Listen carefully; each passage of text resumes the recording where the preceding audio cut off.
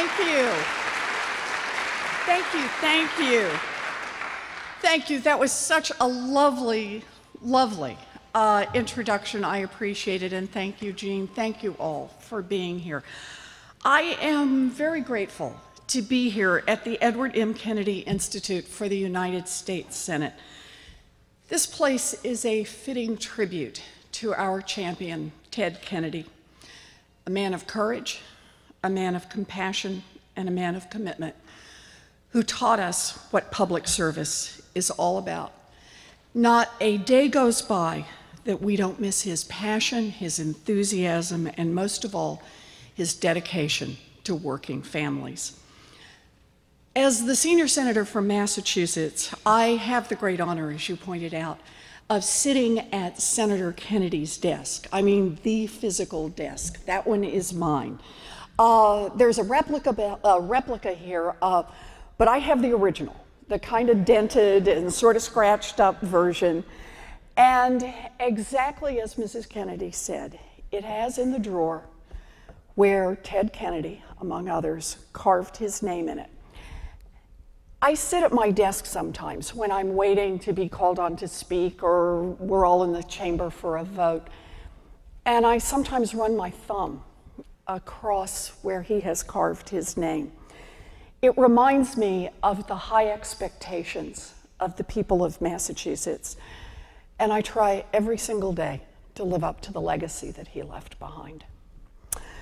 Now, Senator Kennedy took office just over 50 years ago today, or 50 years ago now, in the midst of one of the great moral and political debates in American history, the debate over the Civil Rights Act. His first speech on the floor of the Senate, just 4 months after his brother's assassination, he stood up to support equal rights for all Americans. He ended that speech with a very powerful personal message about what the civil rights struggle meant to the late President Kennedy, and I want to read it for you. He said, "His heart and soul are in this bill.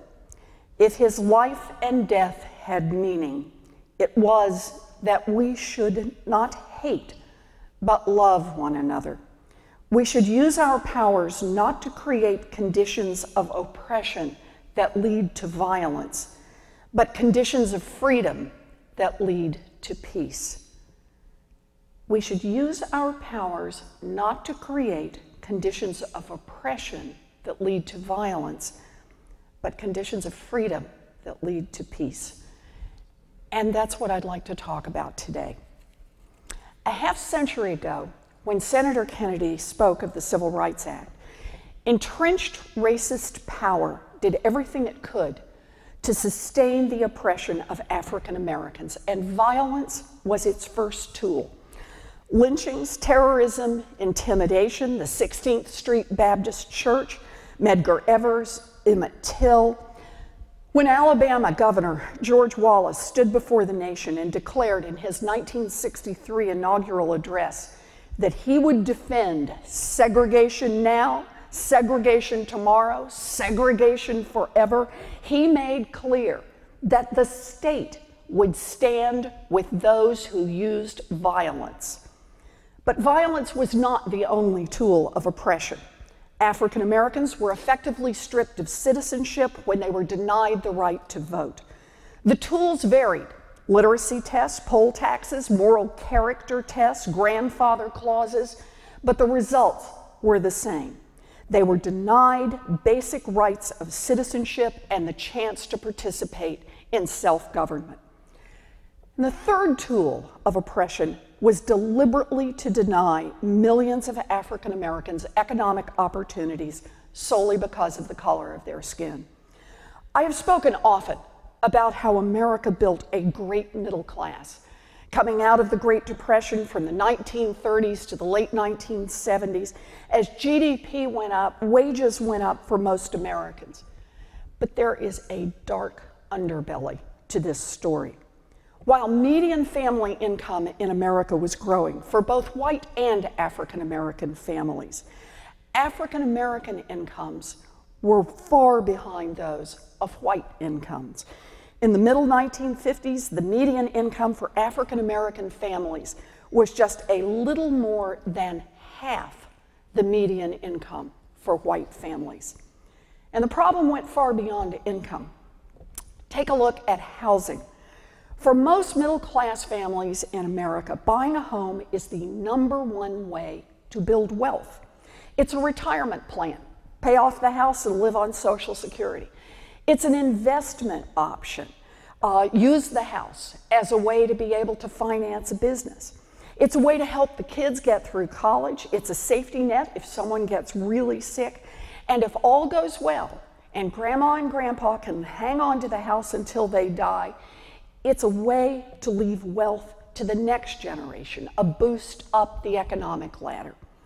For much of the 20th century, did we lose there we go. Oh, just getting wound up here, okay. And for much of the 20th century, that is exactly how it worked for generation after generation of white Americans, but not for black Americans. Entire legal structures were created to prevent African Americans from building economic security through home ownership, legally enforced segregation, restrictive deeds, redlining, land contracts.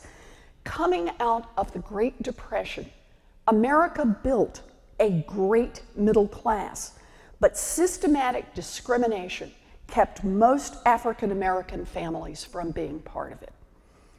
State-sanctioned discrimination wasn't limited to home ownership. The government enforced discrimination in public accommodations, discrimination in schools, discrimination in credit. It was a long and spiteful list. Economic justice has not ever been sufficient to ensure racial justice. Owning a home won't stop someone from burning a cross in the front lawn. Admission to school won't prevent a beating on the sidewalk outside. But when Dr. King led hundreds of thousands of people on a march to Washington, he talked about an end to violence, access to voting, and economic opportunity. As Dr. King once wrote, the inseparable twin of racial injustice is economic injustice. The tools of oppression were woven together, and the civil rights struggle was fought against that oppression wherever it was found, against violence, against the denial of voting rights, and against economic injustice. The battles were bitter, and they were sometimes deadly. Fire hoses turned on peaceful protesters, police officers setting their dogs to attack black students, Bloody Sunday at the Edmund Pettus Bridge. But the civil rights movement pushed this country in a new direction. The federal government cracked down on state-sponsored violence. Presidents Eisenhower, Kennedy, and Johnson all called out the National Guard, and in doing so, declared that everyone had a right to equal protection under the law guaranteed by the Constitution. Congress acted to protect the rights of all citizens to vote with the Voting Rights Act. And economic opportunities opened up when Congress passed civil rights laws that protected equal access to employment, to public accommodations, and to housing. In the same way that the tools of oppression were woven together, a package of civil rights laws came together to protect black people from violence, to ensure access to the ballot box, and to build economic opportunity. Or to say it another way, Black lives matter, Black citizens matter, and Black families matter.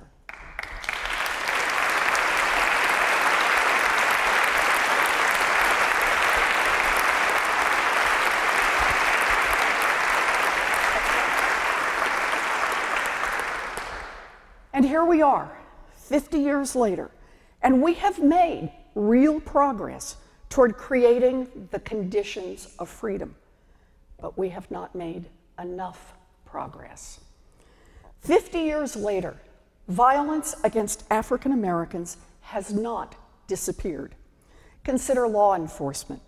The vast majority of police officers sign up so they can protect their communities. They are part of an honorable profession that takes risks every day to keep us safe. We know that. But we also know and say the names of those whose lives have been treated with callous indifference. Sandra Bland, Freddie Gray, Michael Brown. We have seen sickening videos of unarmed Black Americans cut down by bullets, choked to death while gasping for air, their lives ended by those who are sworn to protect them. Peaceful, unarmed protesters have been beaten. Journalists have been jailed. And in some cities, white vigilantes with weapons freely walk the streets. And it's not just law enforcement. Just look to the terrorism this summer at Emmanuel AME Church. We must be honest. 50 years after John Kennedy and Martin Luther King Jr. spoke out, after Ted Kennedy spoke out, violence against African Americans has not disappeared. And what about voting rights? 2 years ago, 5 conservative justices on the Supreme Court gutted the Voting Rights Act, opening a floodgate of ever wider measures to suppress minority voting. Today, the specific tools of oppression have changed. Voter ID laws, racial gerrymandering, mass disenfranchisement through a criminal justice system that disproportionately incarcerates Black citizens. The tools have changed, but Black voters are still deliberately cut out of the process. Violence, voting, and what about economic injustice? Research shows that the legal changes in the civil rights era created new employment and housing opportunities. In the 1960s and 70s, African American men and women began to close the wage gap with white workers, giving millions of Black families real hope that they could build economic security. But then, Republican trickle-down economic theory arrived. Just as this country was taking the first steps toward economic justice, the Republicans pushed a theory that meant helping the richest people and the most powerful corporations get richer and more powerful. I'll do just one statistic. From 1980 to 2012, GDP continued to rise, but how much of the income growth in the United States went to the 90% of America, everybody outside the top 10%, the 90% of America, Black, Latino, white? The answer is 0. None. Nothing. 100% of all new income produced in this country from 1980 to 2012 has gone to the top 10%. Today, 90% of America sees no real wage growth. For African Americans who were so far behind earlier in the 20th century, this means that since the 1980s, they have been hit particularly hard. In January of just this year, African American unemployment was 10.3%, more than twice the rate of white unemployment. And after beginning to make progress during the civil rights era to close the wealth gap between white families and Black families, in the 1980s, the wealth gap exploded, so that from 1984 to 2009, the wealth gap between white families and Black families tripled. The 2008 housing collapse destroyed trillions of dollars in family wealth across this country. But the crash hit African Americans like a punch in the gut. because middle-class black families' wealth was disproportionately tied up in home ownership and not in other forms of savings. These families were hit harder by the housing collapse, but they also got hit harder because of discriminatory practices. Yes, discriminatory practices in the 21st century. Recently, several big banks and other mortgage lenders paid out hundreds of millions of dollars in fines, admitting that they illegally steered Black and Latino borrowers into more expensive mortgages than white borrowers who had the same credit. Tom Perez, who at the time was the Assistant Attorney General for Civil Rights, called it a racial surtax. And it's still happening. Earlier this month, the National Fair Housing Alliance filed a discrimination complaint against real estate agents in Mississippi after an investigation showed that those agents consistently steered white buyers away from interracial neighborhoods and black buyers away from affluent ones. Another investigation showed similar results in our nation's cities. Housing discrimination is alive and well in 2015. So there you have it. Violence, voting, economic justice. We have made important strides forward, but we are not done yet. And now it is our time to act. I speak today with full knowledge that I have not personally experienced and can never truly understand the fear, the oppression, and the pain that confronts African Americans every day. But none of us can ignore what is happening in our country, not when our black friends, family, neighbors literally fear dying in the streets. Listen to the brave, powerful voices of today's new generation of civil rights leaders, incredible voices. Listen to them say, "If I die in police custody, know that I did not commit suicide." Watch them when they march through the streets. Hands up, don't shoot.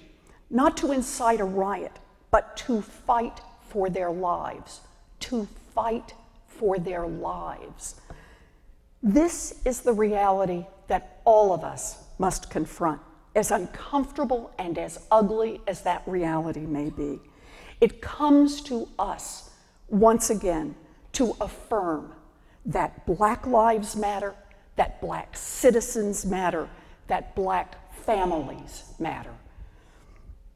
Once again, the task of safeguarding our communities from violence is back to us. We have made progress, but it is a tragedy when any American cannot trust those who are sworn to protect and serve. The pervasive and persistent distrust is not based on myths. It is grounded in the reality of unjustified violence. Policing must be a community endeavor, not just in some cities, but everywhere in this country. Police forces should look like and come from the neighborhoods they serve. They should reach out to support and defend the community, working with people in neighborhoods before problems arise. All police forces, not just some, must be trained to de-escalate and to avoid the likelihood of violence. Body cameras can help us know what happened when someone is hurt. We honor the bravery and sacrifice that our law enforcement officers show every day on the job, and the noble intention of the vast majority of those who take up the job to keep us safe. But police are not occupying armies. This is America, not a war zone.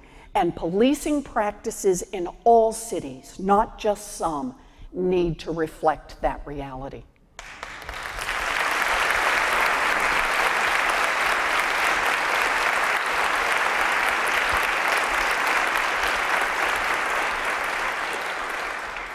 Violence, voting.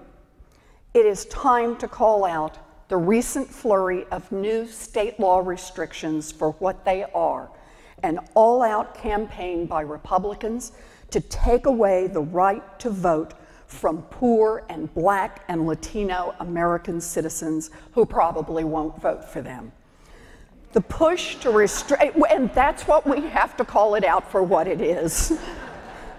The push to restrict voting is nothing more than a naked grab to win elections that they can't win if every citizen votes.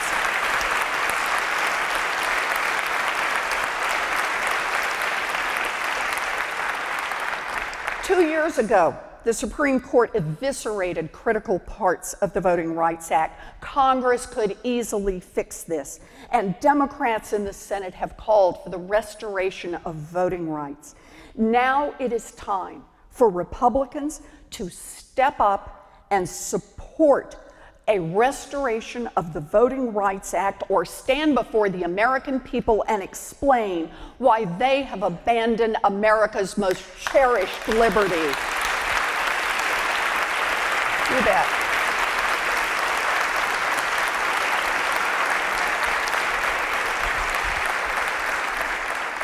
And while we're at it, we need to update the rules around voting. Voting should be simple. Voter registration should be automatic. Get a driver's license, get registered automatically. Nonviolent, law-abiding citizens should not lose the right to vote because of a prior conviction. Election day should be a holiday, so no one has to choose between a paycheck and a vote. Yep. Early voting and voting by mail would give fast food workers and retail workers who don't get holidays off a chance to proudly cast their votes. The hidden discrimination that comes with purging voter rolls and short-staffing polling places must stop. The right to vote remains essential to protect all other rights, and no candidate for president or any other elected office, Republican or Democrat, should be elected if they will not pledge to support full, meaningful voting rights. It should be that easy. You bet.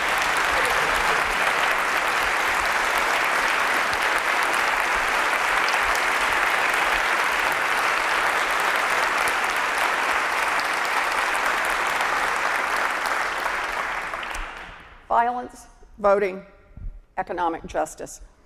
Our task will not be complete until we ensure that every family, regardless of race, has a fighting chance to build an economic future for themselves and their families.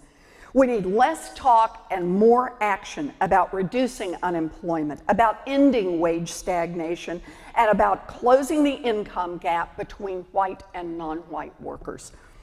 And one more issue that is dear to my heart. It's time to come down hard on predatory practices that allow financial institutions to systematically strip wealth out of communities of color.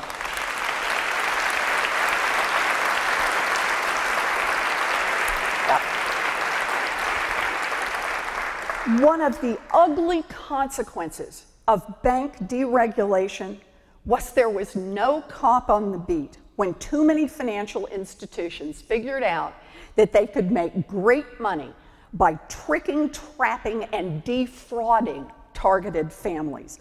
Now we have a Consumer Financial Protection Bureau. Yes.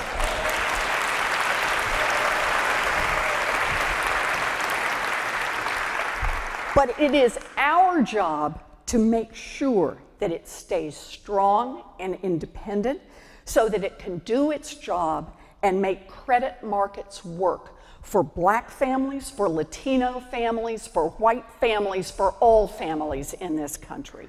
Yes.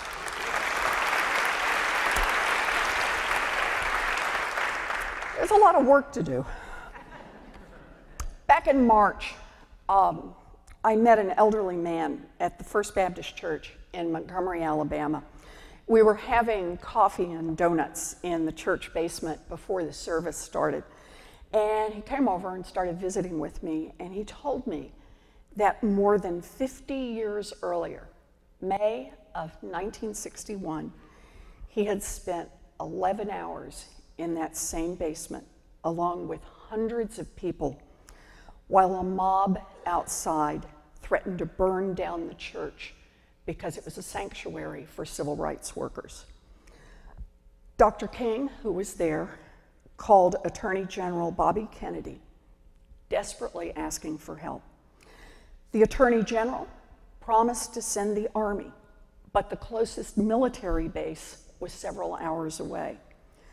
So the members of the church and the civil rights workers waited in this sweltering basement, crowded together, listening to the mob outside, and hoping that the U.S. Army would arrive in time. Now, after the church service, I asked Congressman John Lewis, who was here earlier, about that night. He'd been right there in that church back in 1961 while the mob had gathered outside. He'd been in the room during the calls to the Attorney General. I asked if he had been afraid that the Army wouldn't make it in time. And he said he was never, ever afraid. You come to that point when you lose all sense of fear.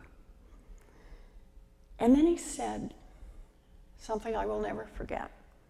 He said his parents didn't want him to get involved in civil rights.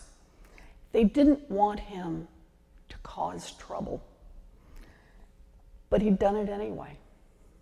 He said, sometimes it is important to cause necessary trouble.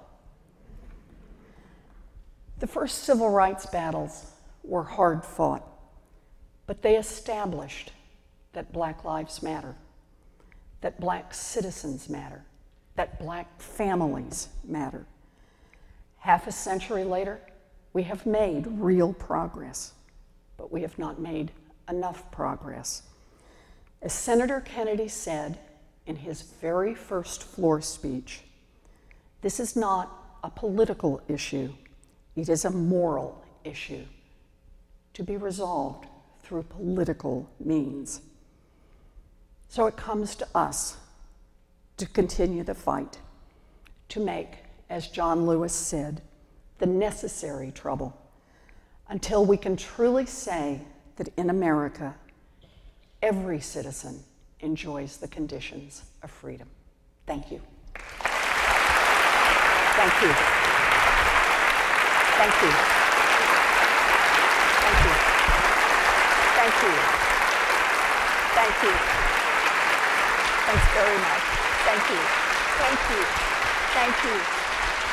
Thank you. Thank you. Thank you. Thank you. Thank you. Thank you. Thank you. That's a speech I really wanted to give. And I'm so glad to be able to do it right here. That's what I wanted. Thank you. This is the right place to do it. It is. I really wanted to do this. Oh, I've been working on this one a long time. Okay. Senator's been so generous with her time. We have a few questions. It's always our process here to be interactive because the idea is that everyone has an important idea to contribute to this democratic process. We have taken your questions, and I'm going to ask the senator for you. I hope I speak your voice here. Senator Sumner from California is saying, what have you learned about the Senate that you didn't know before you entered? Lots, but you know, the one I will seize on, because in some ways the most surprising to me is how much you can actually accomplish if you do your homework. There are more tools in the toolbox than it looks like at first. I understand that everyone thinks of how a bill becomes a law, and that's been a very tough thing for the Senate in the past few years. But, for example, Senate has oversight responsibilities. And the two committees, as Mrs. Kennedy rightly pointed out, that I fought to get on, health, education, labor and pensions, and banking, has oversight over the Department of Labor, over the Food and Drug Administration, over the National Institutes of Health, over the banking regulators, over the Federal Reserve Bank, and there's a lot of law out there. If you can get the regulators to pick it up and use it on behalf of the American people. And that's a chance that you get in the United States Senate that I didn't know about, so. That's good. Yep. It's something we do with our students where they get a chance to approve a secretary, to look at regulation. We're trying to tell them there are lots of roles in government that are important. Senator, is the democratic process fatally tainted because of the money involved? Not an easy one. It's deeply broken. The game is rigged, and it is rigged in favor of those who have money. And when I say in favor of those who have money, understand, it's about political contributions directly that we see. It's about the PACs, so that billionaire sugar daddies can support any candidate for president and make that person a viable candidate who otherwise wouldn't be. But it's also about hiring armies of lobbyists and lawyers. Every agency in Washington, every committee hearing in Washington, every time a policy decision is on the table, is being discussed, there's an army of lobbyists there to make sure that the voices of the well-heeled have been heard loud and clear. I think of it as a place where the wind keeps blowing from the same direction.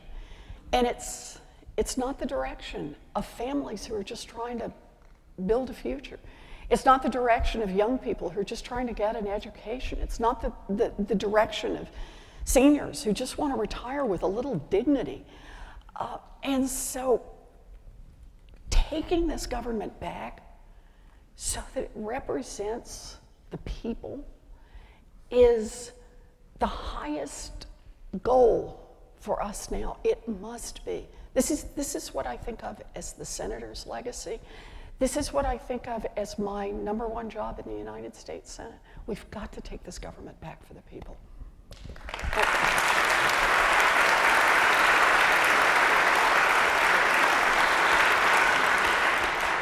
Senator Ken from Massachusetts wants to know, do you think the Glass-Steagall Act? Steagall should be reinstated? Yes. You all know where I am on this. He knows. So let me do the quick explanation for anybody who doesn't know Glass-Steagall. So back in the 1930s, when we hit the Great Depression, a remarkable thing happened in this country. And that is that as a people, we said we don't have to live in a boom and bust economy, which is what it had always been.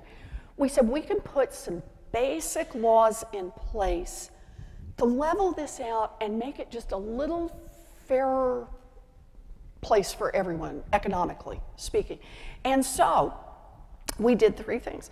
We made it safe to put money in banks. That's called FDIC insurance. And sure enough, you can now put money in banks, right? And we put a cop on the beat.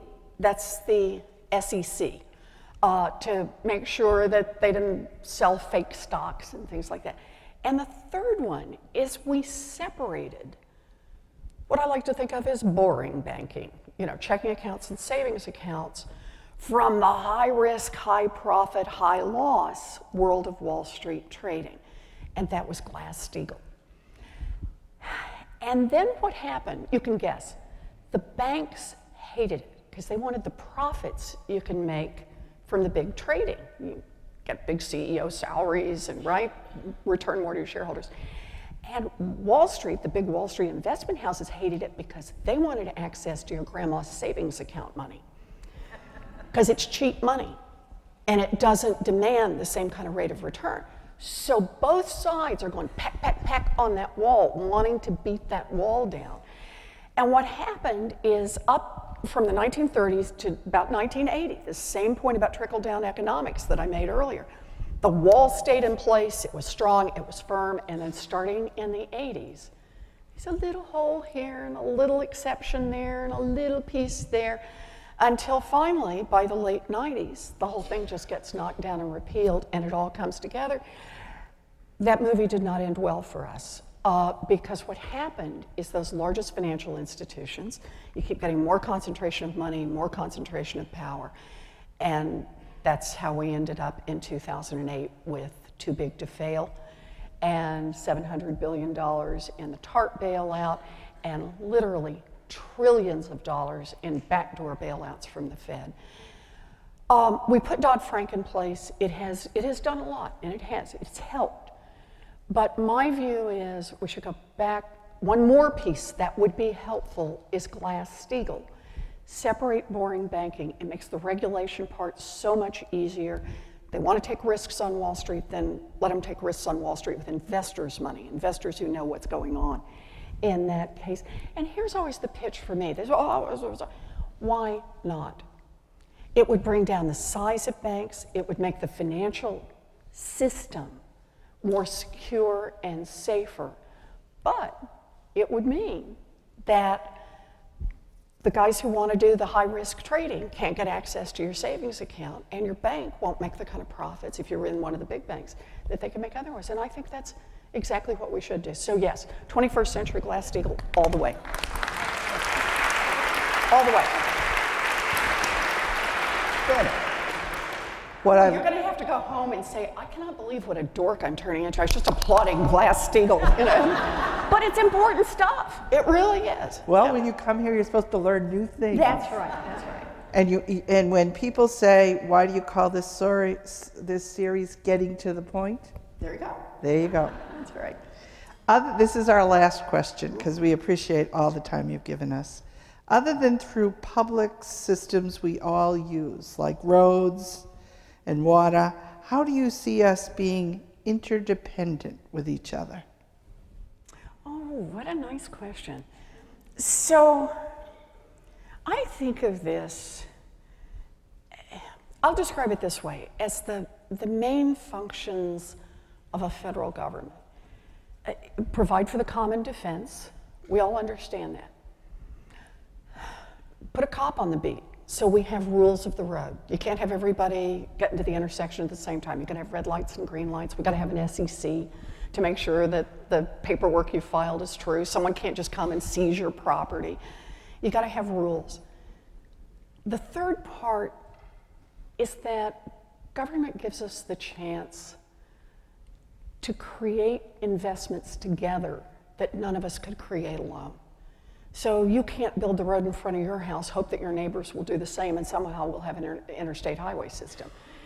We all pitch in so that we can help build those pieces.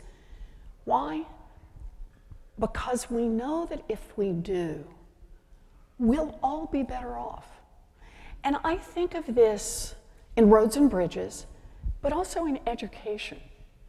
Why do we educate our children? We educate our children because they're our children, but we also educate them because a better educated America will produce more for all of us. There will be more wealth here.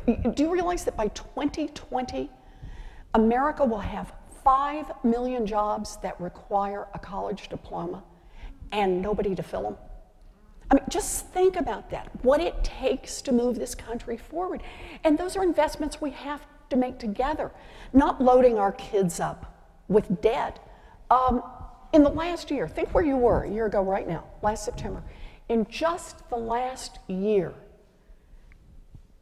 young people in this country have taken on an additional $100 billion in student loan debt.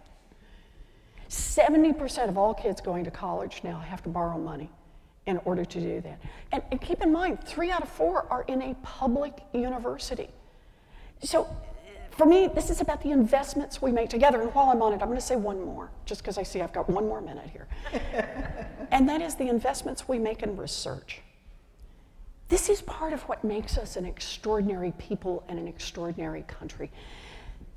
Again, coming out of the Great Depression, we invested in scientific research and medical research and engineering research and social science research.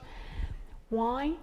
Because we believe that if we build a giant pipeline of ideas, our children will have opportunities that we could only dream of. And so it takes me to a point, I talk about it in economic terms. We make these investments together because ultimately it will benefit us all. We will all be better off. Our social security system will be more secure if we have a richer country. We will all be better off if we create these opportunities. But for me, it's so much more than economics. It is the moral touchstone of who we are as a people. We are a democratic people, and what that fundamentally means is we believe in opportunity. We believe that it's not just how you were born. It's did you get out there and work hard and play by the rules and make something of yourself? But that only works if there are opportunities. If you really have a chance to go to school, if you really live in an economy where they're building real jobs, if you really live in a world where there's new research and new ideas and the country's moving forward, we have to make those investments together because that will be the measure of who we are as a people. I went to a commuter college that cost $50 a semester because I grew up in an America that believed in investing in its kids. We've turned away from that. And if we don't find our way back to that moral center, we will not be a great nation, but let me say it more positively. We know what it takes to be a great nation. And that is where we will head as a people. We will take back this government. We will build a future, not just for some of our children, but for all of our children. Thank you. Thank you. Thank you, Jean. Really appreciate it. Thank you so much. Thank you, dear. It's fantastic. Thank you so much. Thank you so much. Thank you so much. Thank you so much. Thank you. Oh, the other one. Thank you. Good to see you, dear. Good to see you. Good to see you. Thank you so much. Thank you. Who's back here? I got my chair. How are you? I'm so good.